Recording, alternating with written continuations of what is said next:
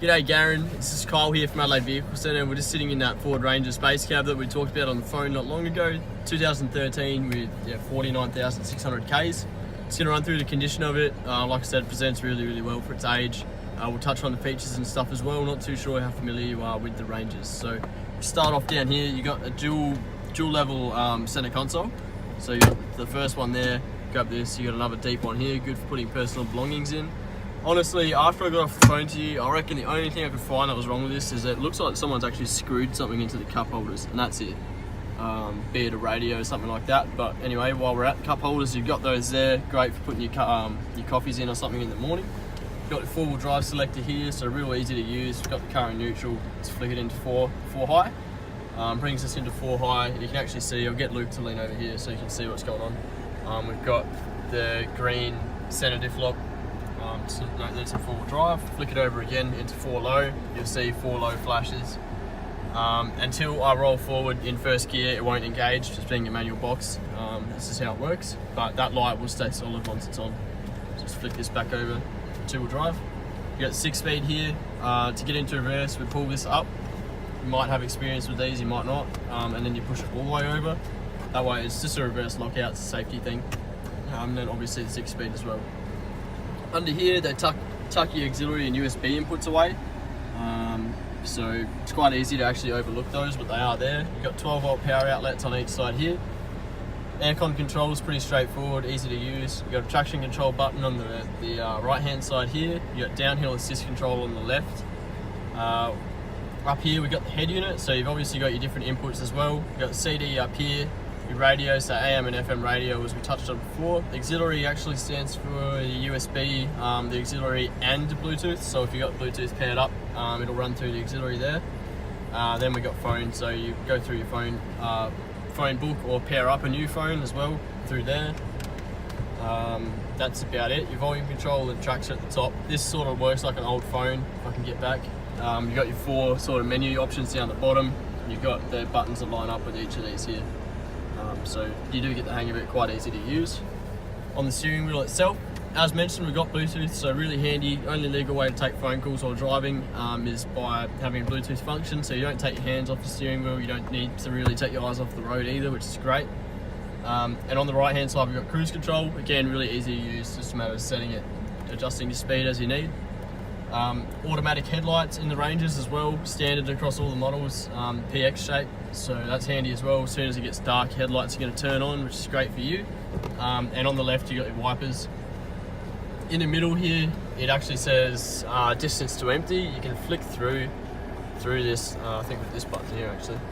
Yeah, so you get like an average fuel economy, trip meters and stuff. Generally people just leave it on distance to empty. On the right, you've got your electric mirrors, electric windows, and your door locks.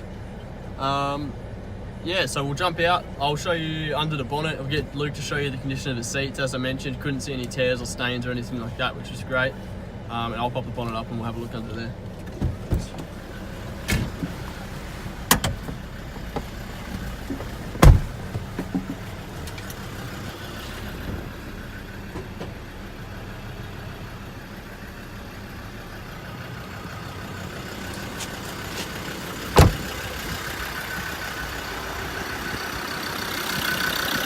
Really tidy under here, as we expect. So we've got the 5-cylinder diesel as well.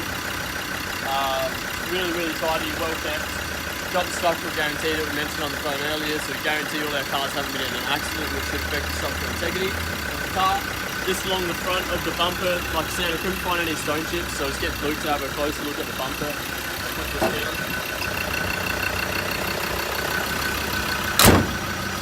So quite often you'll see stone chips and stuff along them. This one doesn't. And again, like just this front edge of the bottoms on the Rangers is really prone to stone chips. This doesn't have that either. As mentioned, tyres are about 50 to 60%.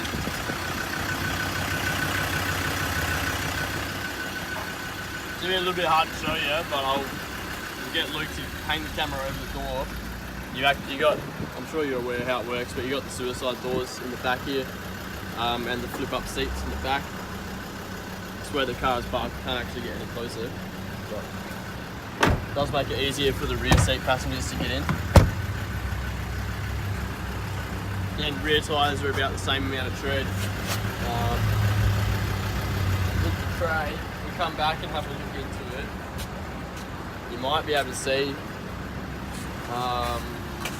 from where I'm sitting, there's sort of an like shape of a box, toolbox or something. Like I said, work car, you already knew, pretty expected to have toolboxes or something in the back. Got the tow bar set up down the back here as well. Kitchen tray as well, probably worth noting. Really good brand for trays. Just coming around the rest of the vehicle. Doors free from any sort of dents or anything like that. There's a little bit of like touch up, I think you can see along here. Not sure how well you can see that. And maybe just a fingernail size mark on this door. I missed when I was on the phone before. And I'll just show you the driver's interior as well.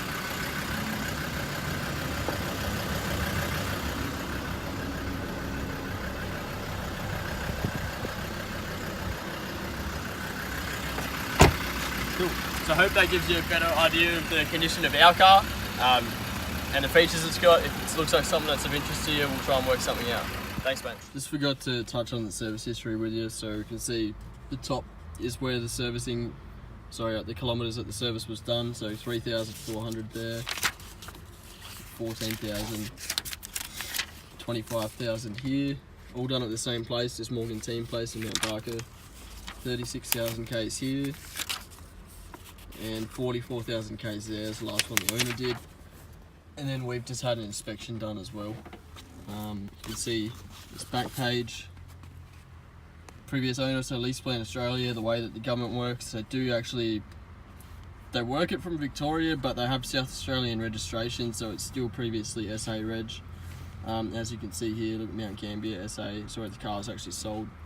So that's how that works. And also on the schedule, last owner of the vehicle was Fleet SA. And in here, I've got the owner's manual as well. And 2 keys.